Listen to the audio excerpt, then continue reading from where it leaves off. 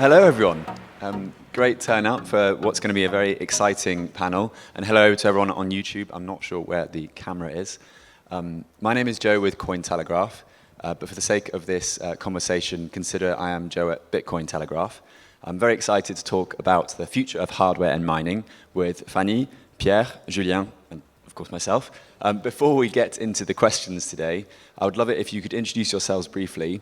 And if you could answer the question, have you ever mined Bitcoin at home, and were you successful? Shall I start with Fanny on the right? Hi everyone. Je suis très contente d'être ici en France en tant que Française et de pouvoir parler de ces sujets importants. So we're going to switch here in English. So I'm CEO of Sato Technology, mining company listed on TSXV, so in Canada, Toronto Stock Exchange. We mine from Quebec, so it's hydropower. And my background is more financial background, so I'm a CPA, Canadian CPA, so it's for French people, it's commissaire aux comptes, so audit, accounting, financial reporting, so that's my background. But have you mined Bitcoin at home, and were you successful? No, not home.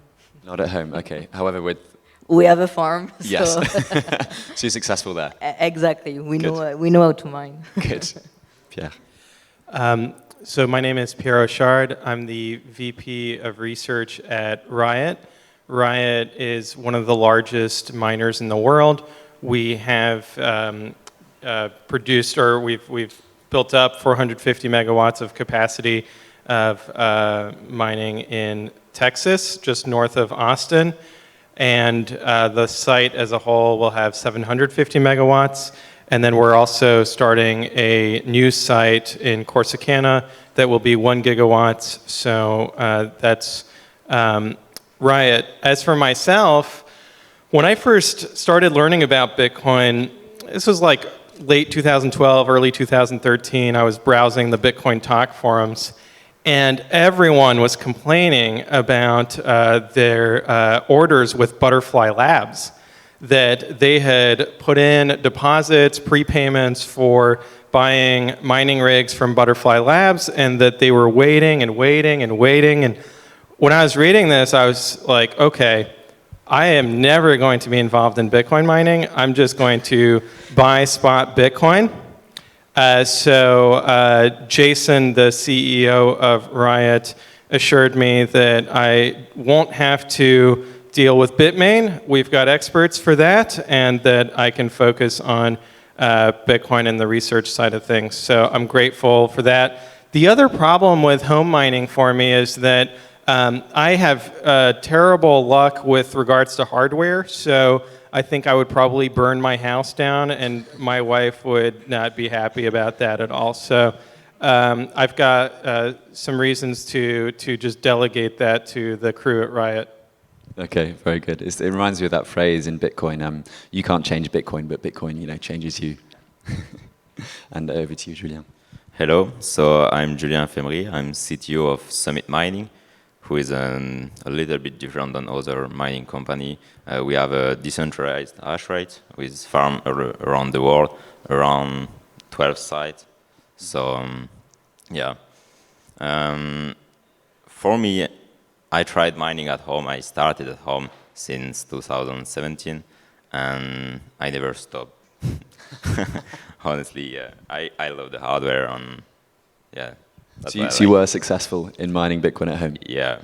Good to know. Okay, fantastic. So we've got a panel here that covers not quite all four corners of the world, but we have Quebec, we have the US, and we have France. Personally, I did try mining at home, but similar to you, Pierre, I thought I'd also burn the house down. So not a good idea. But before we go to talk about hardware, I just want to get a sense of what's the mining environment like in your respective jurisdictions around the world. Anyone would like to go first in particular? I can go.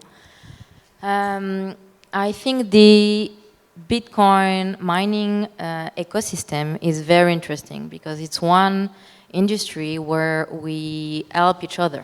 We are peers, not competitors. We share a lot of data.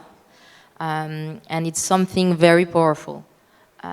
In North America, we meet, if it's not every week, it's every month. We discuss, we share, we promote innovation and explain what is mining. We had very good panel on environment, but it includes a lot of people around mining. So we have a researcher, we have engineer. It's a huge industry, and it's something that we should keep explain to people. It's not few miners. It's a big and growing industry that we have here. It's a young one, and we have to continue to work all together on this.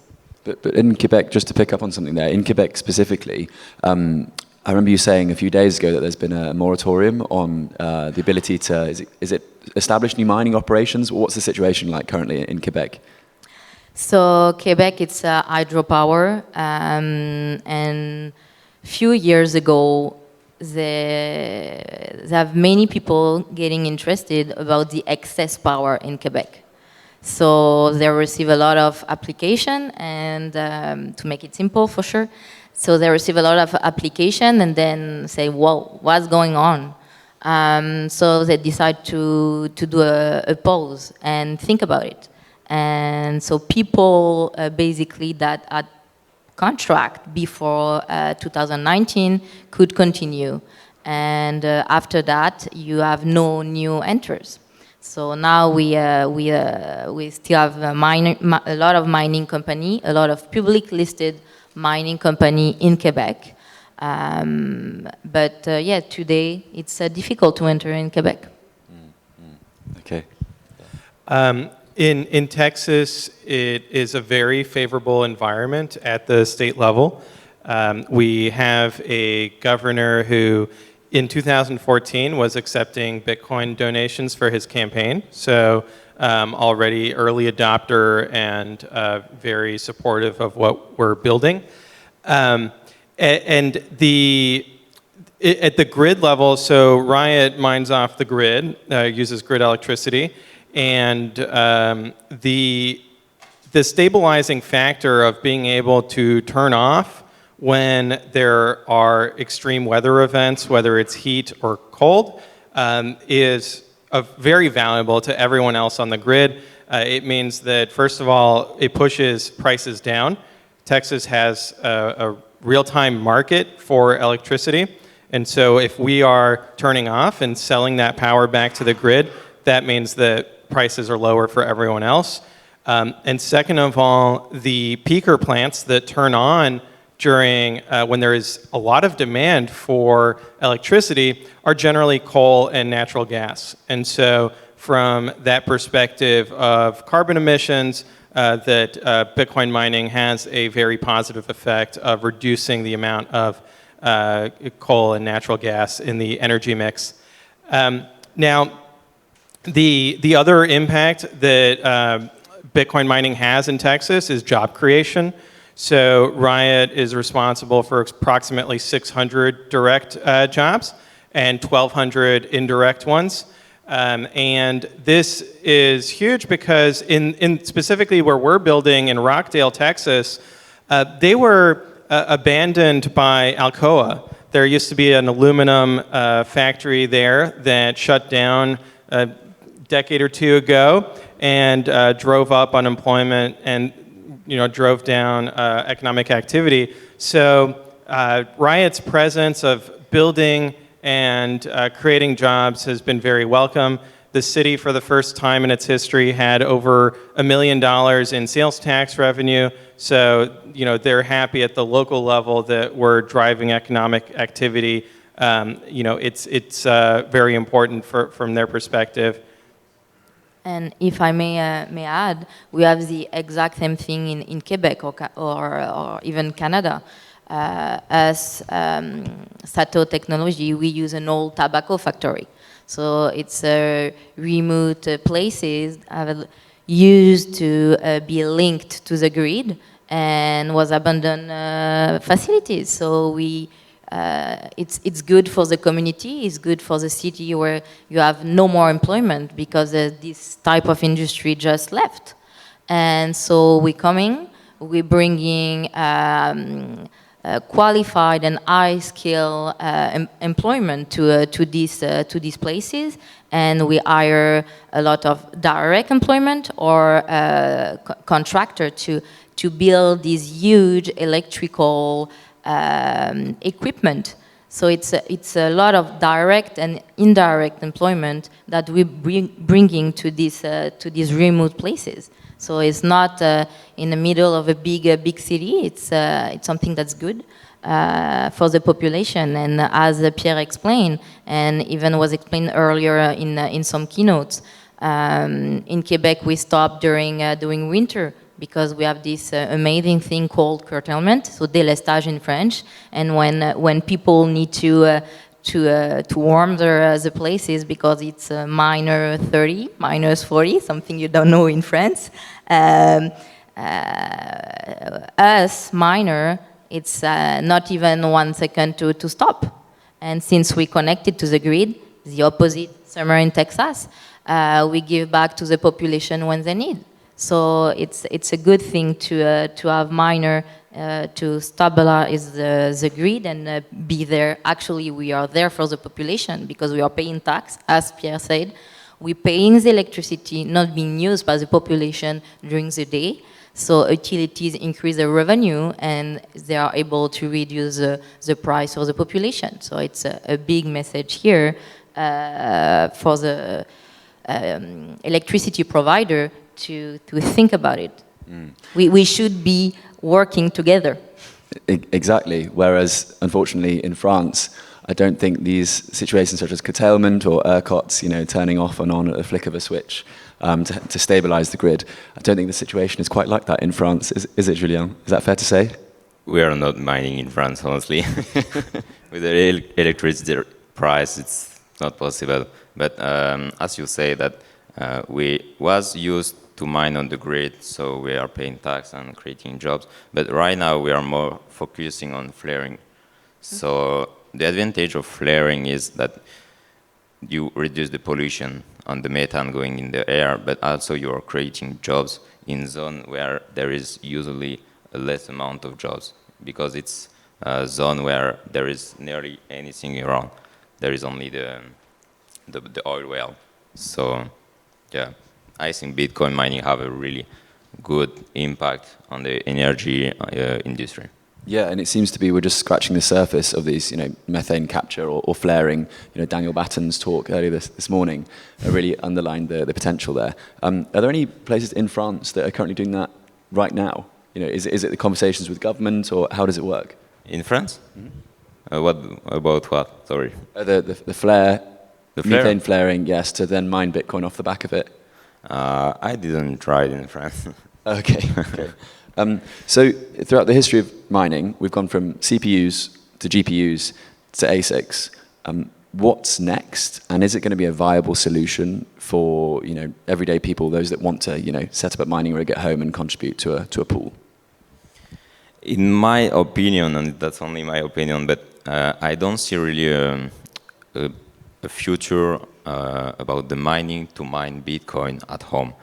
For me, the main thing will happen in the next few years will be another use of ASIC miner, like for dry meat and for other like pool, eating the pool, the water and everything.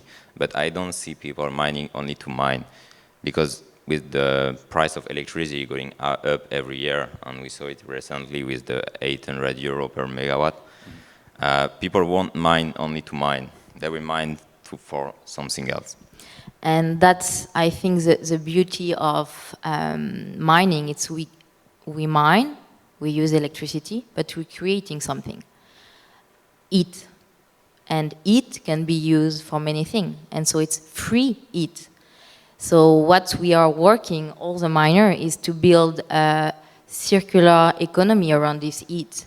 So to be reused for example, agriculture, could be used by municipality to heat the water to have, for example, yes, swimming pool, to heat some public building. So if you think of all these use case for reusing the heat, so you can use by air or by water, usually for sure you have some depredation, but it's a way for these municipalities, state, provinces to reduce the cost and the quantity of energy, so the bill at the end. So it's something that we have all to work together and think about how we can use this heat. So at Sato Technology, we're working a lot of this, and it's explaining how different industries can work together and benefits for this outcome. With regards to what comes after ASICs, I think more ASICs. So I don't think that there's something after. I mean, in the far, far future, quantum computing, right? But in the immediate term, we had the news of Intel. Intel announced that they are developing their own ASIC processor. And typically, Intel does not build the whole computer, right? They build the CPU, and then somebody else builds the motherboard, somebody else builds the RAM and the hard drive. So perhaps what we'll see with Intel's entry into the ASIC industry is an unbundling of the mining rig, where historically it has been very integrated. And Intel's entry, but also the emergence of immersion cooling and kind of industrial scale Bitcoin mining makes it so that it might, and this is my own view, Riot doesn't have any specific plans in this regard, but it might make sense to have custom hardware that is not the typical tower, mining rig that is currently on the market. So that, and what I really hope as well is that we move towards the development of systems where you can replace the ASIC chip. So typically with a desktop computer and a motherboard, you can replace your Pentium processor with the new generation, which is great for reducing e-waste. It's more efficient.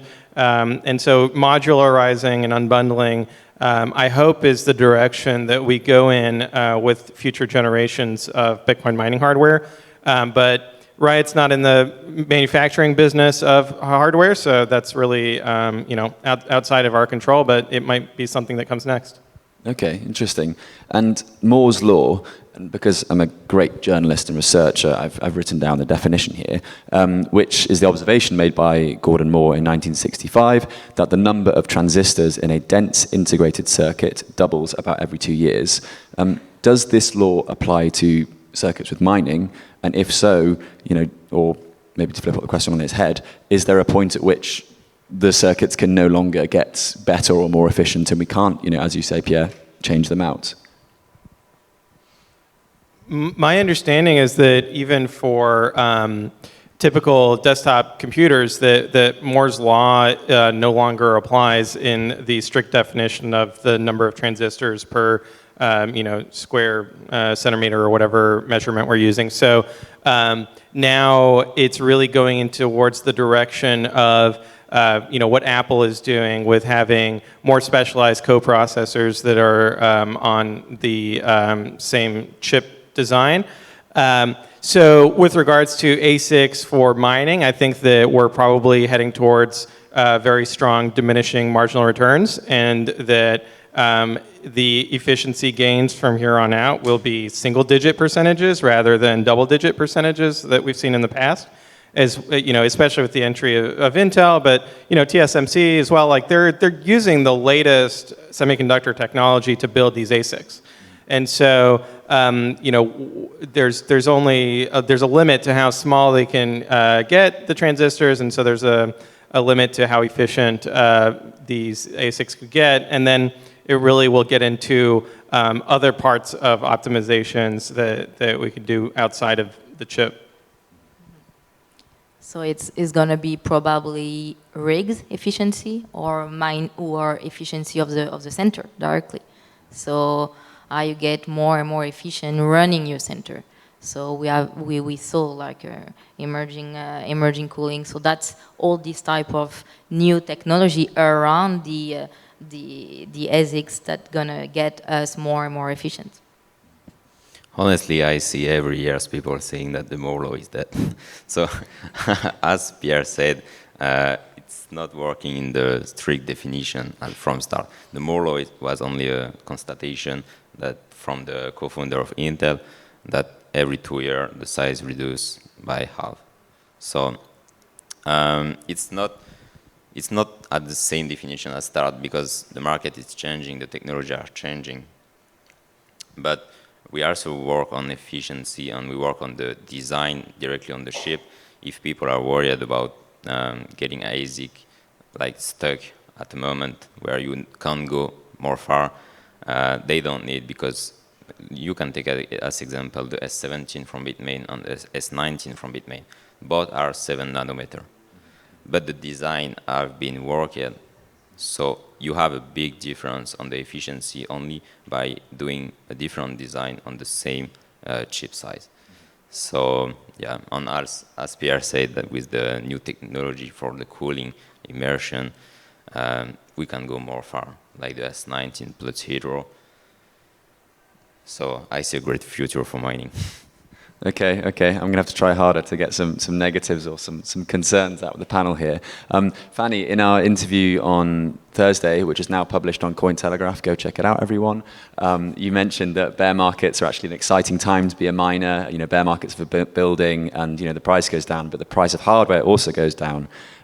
What's your biggest concern, or what do you think the industry's most pressing concern is at the moment with the Bitcoin price low and hardware? Say, I mean, in a panel earlier today, someone mentioned that the COVID bottlenecks and the logistics problems meant that it was hard to get hold of chips.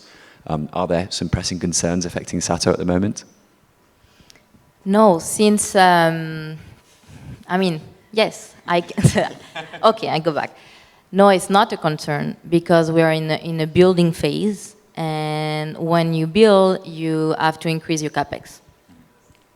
And I think it's the only industry where the price of the equipment, I'm not talking electrical equipment, but miners, so mining equipment is linked to the difficulty adjustment. So that means every 2 weeks, we see the price of equipment change. So you imagine another industry that you have the price of the equipment required to run your business being adjusted every 2 weeks. That's crazy. So since November, we saw a drop in the price of the Bitcoin, meaning the price per T of this mining equipment decreasing too. So if you're in a phase or you need to buy more mining equipment, that means you're gonna grow for cheaper. So that's a good news.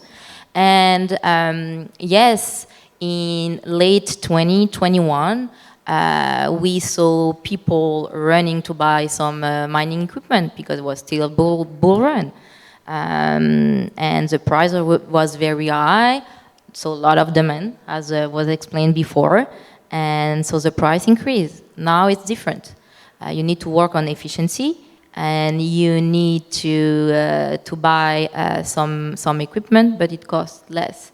And what we saw, it changed. We have a lot of equipment on the market today. So you can buy directly to manufacturer. You have people that does like second hand.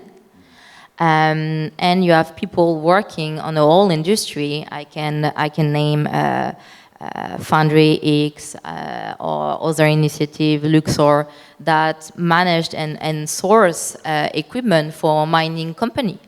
So it is not the same game that a few months ago when everyone was stressed because of the lack of equipment on the market. So it's a different game. So again, we are in a building phase. We just opened a second center, and so it's a cheaper capex. So no, it's pretty much a good news. Pierre, anything keeping you up at night in the mining space? No, not at all. Riot is also in the building phase and expanding. So I think that that's a lot of credit to Jason, our CEO. He's a former professional poker player. So I think that his approach to risk management is very long-term, strategic, and conservative. And so that means that we didn't overextend ourselves in the bull market, and that gives us flexibility in the bear market to continue to build. I think that the Bitcoin exchange rate is going to continue to oscillate around fair value, but I think that if we look at Bitcoin's software engineering fundamentals, that those are only improving, and that every 10 minutes, we're seeing that Bitcoin continues to function as expected. So I think that Bitcoin's fundamental value is always increasing, and we'll just see the volatile price, bounce around that. But that as builders, we have to have a long-term view and develop companies that are resilient to market conditions as they develop. Mm-hmm. Okay, Julien, anything to? I don't see any problem about sourcing hardware or even in the future, because for us as Summit Mining, as we have a decentralized hash rate, we have different farms in different locations. We can source the hardware directly from different countries. Mm-hmm. So, and the fact that hardware price is moving with Bitcoin price. The only thing about this is that I'm worried with the entry of Intel, which is doing a fixed price. It will be maybe a standard in the future to have a fixed price, and it won't maybe following the Bitcoin price. That's an interesting point. And with regards to, you mentioned decentralization there. Most anyone can run a node. Actually, let's see a show of hands. Who at home here runs a node, a Bitcoin node? Okay, that's pretty solid. For the YouTube, that was roughly half the room, a bit over half the room. Whereas when it comes to mining, who here mines Bitcoin at home? 1, 2, 3. Okay. So clearly, Bitcoin mining has gone the way of big companies, Riot and Sato, of course. You have these cathedrals of Bitcoin mines. Does that pose a risk to the decentralization of the network, one of these key priorities to Bitcoin? No, because we are both a great example. Riot is more in Texas, US, and we are in Canada. And I think different, even public listed company has some fit in different countries. And when we have to curtail during winter, Riot might have to curtail during summer. So we are all working together to secure the network, and yeah. I agree with that. And the proof of work plus difficulty adjustment mechanism that Satoshi, is really Satoshi's invention of creating this decentralized clock, is antifragile. And so you could take kind of the extreme example of one person solo mining on their laptop, and that would be totally fine. And the moment that they decide to censor a transaction, the transactor who is being censored would start putting a higher transaction fee, bidding up their transaction fee with RBF or child pays for parent, and in the mempool, which is the backlog of transactions waiting to get into the next block, and then another miner would come in, because ultimately the one of the key properties about Bitcoin mining is that it is permissionless. It's open. Anybody can start mining Bitcoin at any time. And there's no way for the incumbents to prevent that from being the case. It is a very hyper-competitive industry. It's all, it's all open source, SHA-256 squared.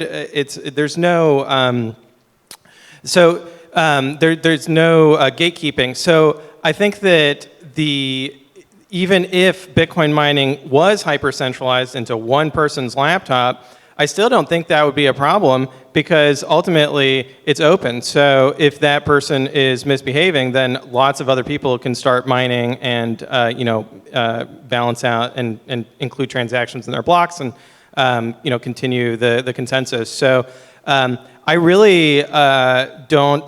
have a concern about industrial scale mining, and I also don't have a concern about when people talk about the long-term security of the Bitcoin network and what happens after the block subsidy. I think that the system is, Satoshi was a genius, and that it's anti-fragile. So yeah, I think that those concerns are overblown. Now, I think Riot is approximately 4% of the hash rate was the last estimate I heard. And so that just kind of also puts it into perspective that that's not, it's not 51%, right? So maybe one day, no, I'm kidding. So I don't think that there's a concern with centralization there. Okay. I don't see any reason to worry about, because as Pierre said, that if there is some kind of censorship, that another market, like a dark market for Bitcoin mining, will come and emerge. And if there is a lot of censorship from the government, that maybe it will be the comeback of the miner at home. So there is nothing to worry. Also, if we take the flaring gas on every methane capture or other way to produce electricity, this is always or mostly some little site from 1 to 3 megawatts. And it's all around the US and every country where there is oil well. So I don't see any future where the Bitcoin mining will be centralized. Okay. I'm going to have to change tact here. So I was recently in Madeira, and we managed to get a meeting with the Ministry of Energy. And this is a little anecdote before the question. And while in this meeting with the Ministry of Energy, we're explaining Bitcoin mining and the fact that Madeira would be a great place to do it because it's, a real source for renewable energy. It's always sunny. It's quite windy there as well. And at the end of the meeting, the minister turns to us and goes, "Well, this is fantastic news, but how did you know?" And we were like, "How did you know what?" And he turns to us and goes, "Well, how did you know the Bitcoin was on Madeira?" And at that point, we were like, oh no, he thinks Bitcoin comes out the ground. He thinks Bitcoin mining is like a physical, you've got to go down, and he's ready to put his hard hat on. So to what extent is education one of the biggest barriers right now that you face when talking with, for example, ERCOT in Texas or Quebec? I'm not sure what the electricity board is, or France as well, sorry. How's education? I think that there's education, but we do need to change the vocabulary. We got to stop using this word mining because it is misleading on so many levels. And if you go back to the Bitcoin white paper, really the words that Satoshi used was a distributed timestamp server. And so we've got to start using that language, which is actually descriptive of what we're doing. And stop misleading people with the mining terminology, because as you described, when we're in the industry, and I'm sure plenty of people here have been around Bitcoin for 5-10 years or whatever it is, you just take it for granted that, yeah, Bitcoin mining, that's just hashing in a data center.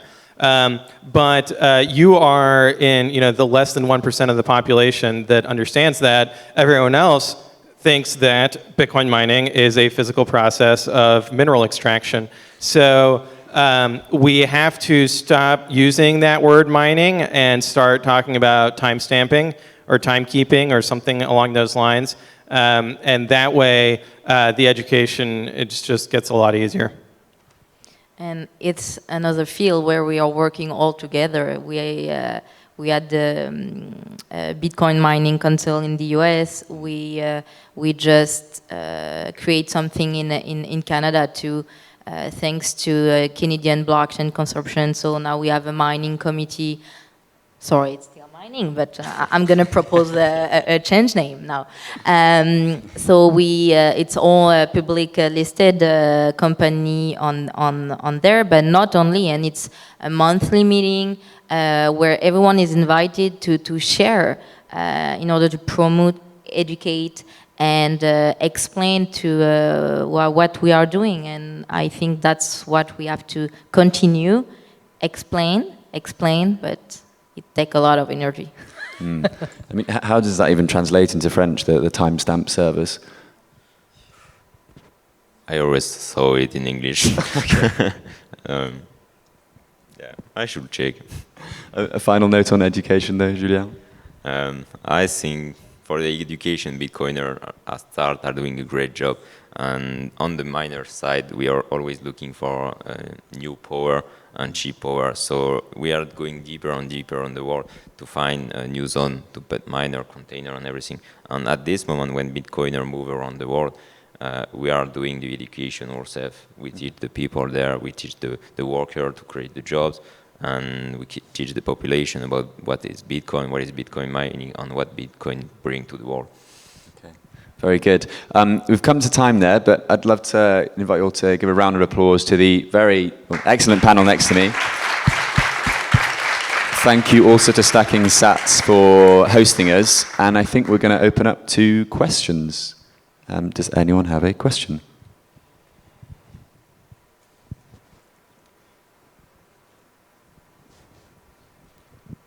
Hello everyone. Thanks for the speech. You mentioned Intel that just announced that they will enter the industry recently.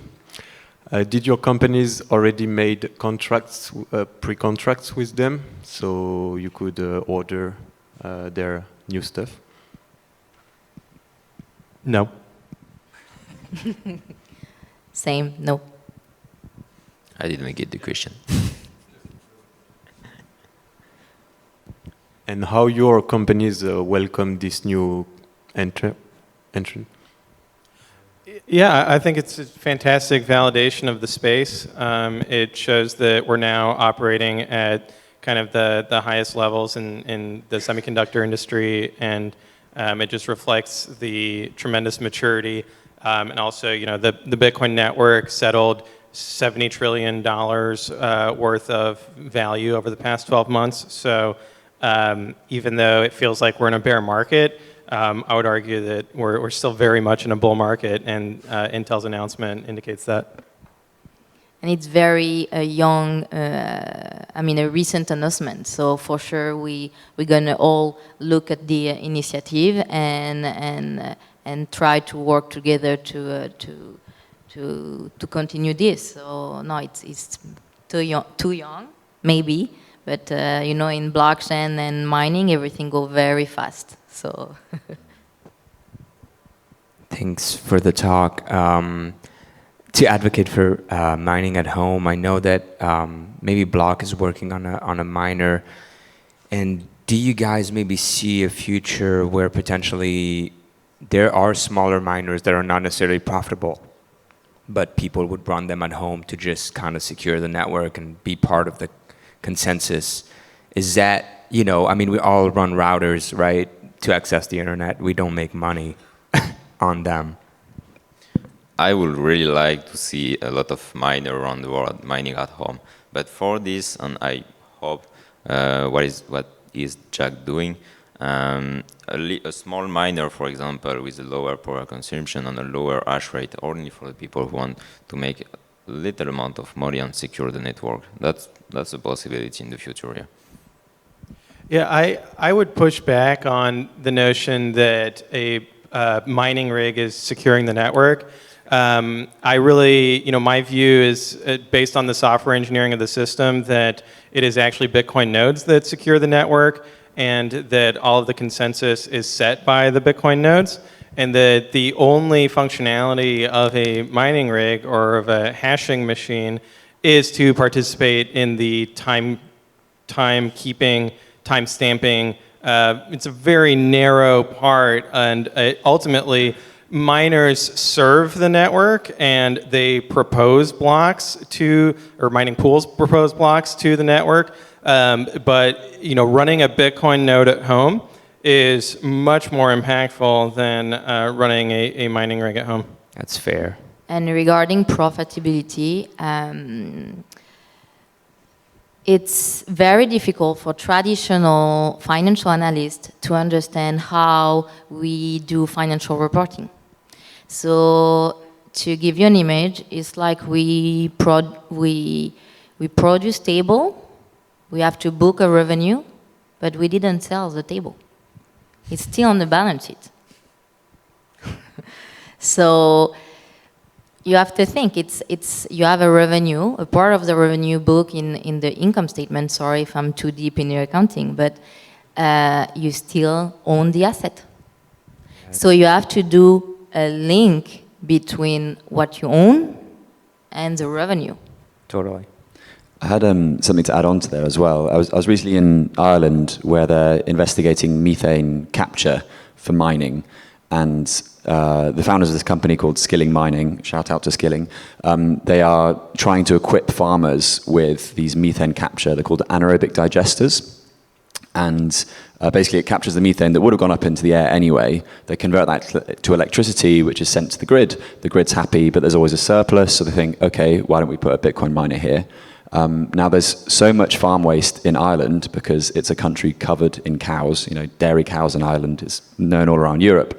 And so I asked them, do you envisage a future in which the government might be not mandating per se, but maybe subsidizing the creation of these Bitcoin mining facilities because it captures methane. And as we know from all these discussions this morning, methane is very bad for the environment, worse so than CO2. So in a way, they would be mining Bitcoin because they were told to stop the methane going up into the air. So it's less a question of we're mining Bitcoin for Bitcoin, but we're doing it because it has this sort of net benefit on the environment. Did you guys talk about the Mining Council before I arrived? No. Okay. When that was announced, Saylor came out and announced the Mining Council. There was obviously some pushback from some of the super maxis out there that saw this as kind of a push to centralize mining. Could I just get your take, each one of you, on your thoughts of the Mining Council and the purpose that it serves? I think it should have been named the Timestamping Council. That's the only complaint I have about it.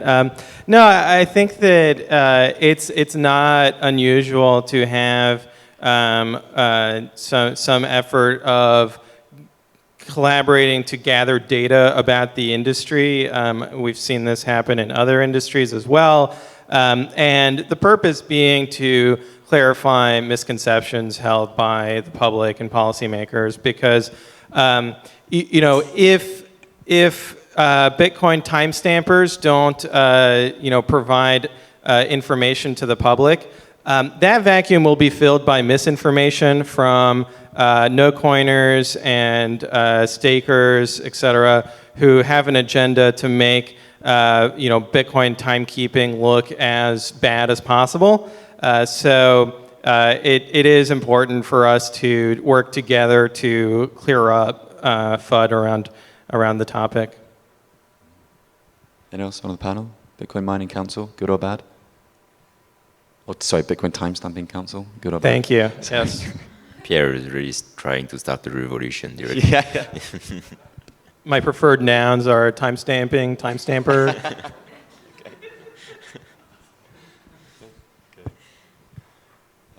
Any more questions? I know that Ricky had one. Actually, Pierre, you just, I think, answered. I mean, it's horrible what we read on the media. For the general public, you guys are boiling the oceans, like Greta Thunberg worst nightmare. I think you here represent huge companies and you have also economic power. I think we need you to do more in terms of communicate outside the benefits for the environment. I don't know, maybe buying space in the newspapers or work on some sort of documentaries. I know it's counterintuitive, but something has to be done. We're working on this, and as was explained this morning, Bitcoin has no CEO. So it's decentralized, but now we're getting organized. It's not for me, by the way. And so yeah, we're working on this, but it takes some time, and that's what we're gonna see more and more and more. And we share data. It's an open source industry, so we continue to share data, and now we are working a lot on government level, because first usually in most countries, states or provinces, they run or they have some power on the type of electricity, because that's not us, mining company, even if you're listed, to choose the type of energy of a country, state or provinces. We just can use what is in there. But we can explain what we can do for the grid, that we can reuse the heat we produce. So it's an whole discussion, and it's a long process. Yeah, and I would invite Greta and anyone here to come to our timestamping facility in Austin, Texas, and discuss the value of Bitcoin, because I do agree with you, we need to do more. Bitcoin is a young industry, and we are starting to make more publicity about it, and even more because it's easier with methane capture, which started really hard this year or the year before. So yeah, it takes time. And when something is new, it's scary. So it's easy to be scary. And more people are gonna be interested, and more questions we're gonna receive, and more answer, and that's gonna continue for the future. So thank you all to be here today, and for sure we'll continue to do our work to explain and have open discussion on this topic, not mining. Huh? Brilliant. Can I get another round of applause, please, for the excellent panel? This was the future of hardware in timestamping, and thank you all very much. Thank you. Thank you.